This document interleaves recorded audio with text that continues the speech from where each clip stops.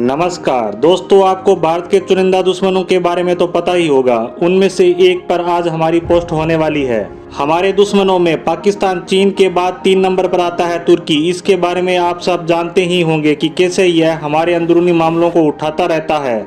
इसका कश्मीर प्रेम पिछले कुछ वर्षों में ज्यादा ही बढ़ गया है। इसके पीछे भी इसका एक निजी स्वार्थ ही है, जो वह कश्मीर मुद्दे को बार बार यून में उठाता रहता है। दरअसल वह पाकिस्तान के हिमायती तो है ही, साथ के साथ तुर्की के राष्ट्रपति का यह सपना है कि वह मुस्लिम देशों के खलीफा बने। इसी कारण वह पाकिस्तान का इस मामले में समर्थन कर रहे हैं। लेकिन यहाँ भारत भी शांत होकर बैठने वाला नहीं है। पिछले 2 सालों में भारत ने भी ऐसे कई कदम उठाए हैं कि तुर्की बौखला गया है। आज इसी पर बात करते हैं। भारत ने तुर्की के कट्टर दुश्मन और पड़ोसी देश ग्रीस, जिसके साथ तुर्की के कई युद्ध भी हो चुके हैं, उसके साथ कई मिलिट्री साझेदारियां की है। वह हमसे ब्रह्मोस मिसाइल खरीदकर अपने राफेल लड़ाकू जहाजों पर लगाने की प्लानिंग कर रहा है। भारत से डिफेंस सिस्टम खरीदने पर भी उसकी भारत सरकार से लगातार बातचीत चल रही है। इसी के साथ भारत ने तुर्की के एक और दुश्मन देश अर्मेनिया के साथ भी दोस्ती का हाथ बढ़ा दिया है, जिसे भारत पहले ही कुछ हथियार दे भी चुका है।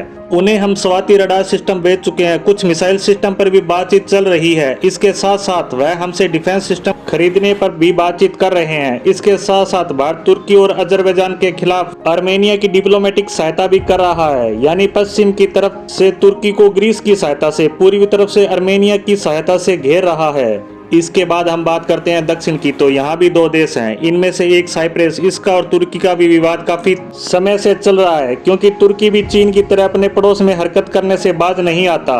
तुर्की का सीमा विवाद कई देशों के साथ चल रहा है, जिससे उसके पड़ोसी भी उसके दुश्मन बन गए हैं। भारत साइप्रस की लगातार सहायता कर रहा है। साइप्रस के साथ हम बड़ा युद्धाभ्यास भी करने जा रहे हैं, वह भी तुर्की की सीमा के पास। अब बात करते हैं दूसरे देश की, तो वह है इजिप्ट। तुर्की और इजिप्ट की दुश्मनी भी काफी पुरानी है। दोनों देशों में समुद्री सीमा का विवाद चल रहा है। भारत ने इजिप्ट की सहायता करते हुए उसे अनाज भेजा था। उसके साथ साथ हथियारों की बातचीत भी चल रही है। 26 जनवरी को हमारे गणतंत्र दिवस पर हमारे मुख्य अतिथि भी इजिप्ट के राष्ट्रपति थे। इसी तरह पिछले 2 सालों में भारत ने तुर्की को चारों तरफ से घेर लिया है।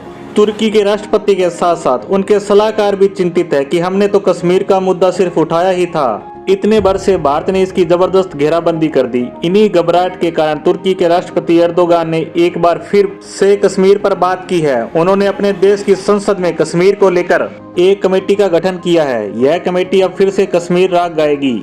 इस पर साल में 1-2 बार पाकिस्तान के साथ बैठकें भी कर लिया करेंगे, जिससे पाकिस्तान का भी मन लगा रहेगा, क्योंकि इसके अलावा तो ये और कुछ कर नहीं सकते। इस कमेटी के गठन का एक कारण और भी है। वहाँ के पत्रकार, पॉलिटिशियन, एक्सपर्ट, यहाँ तक कि मिलिट्री मामलों के एक्सपर्ट भी इस बात पर चर्चा कर रहे हैं कि पिछले 6-7 वर्ष पहले तक तुर्की भारत के घनिष्ठ मित्रों की सूची में आता था। तुर्की के संबंध भारत से बहुत अच्छे थे, यहाँ तक कि तुर्की में सबसे ज्यादा टूरिस्ट भी भारत से ही जाते थे। लेकिन पिछले कुछ सालों में राष्ट्रपति एर्दोगान के मुस्लिम देशों के खलीफा बनने के सपने की वजह से कुछ ऐसे फैसले ले लिए गए कि भारत के संबंध उससे खराब हो गए।